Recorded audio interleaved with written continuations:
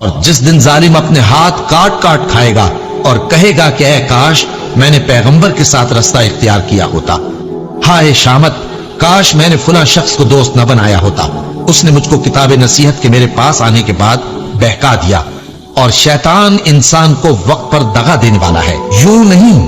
جب زمین کوٹ کوٹ کر برابر کر دی جائے گی اور تمہارا پروردگار جلوہ فرما ہوگا اور فرشتے قطار در قطار آ جائیں گے اور دوزخ اس دن سامنے لائی جائے گی، تو انسان اس دن سوچے گا، مگر اب سوچنے سے اسے فائدہ کہاں مل سکے گا؟ کہے گا کاش میں نے اپنی اس زندگی کے لیے کچھ آگے بھیجا ہوتا، تو اس دن نہ کوئی اللہ کے عذاب کی طرح کا عذاب دے گا اور نہ کوئی اس کے جکڑنے کی طرح جکڑے گا۔ جس دن ان کے چہرے آگ میں الٹ پلٹ کیے جائیں گے تو کہیں گے اے کاش ہم اللہ کی فرما برداری کرتے اور رسول صلی اللہ علیہ وآلہ وسلم کا حکم مانتے۔ اور جس کا نامہ اعمال اس کے بائیں ہاتھ میں دیا جائے گا تو وہ کہے گا اے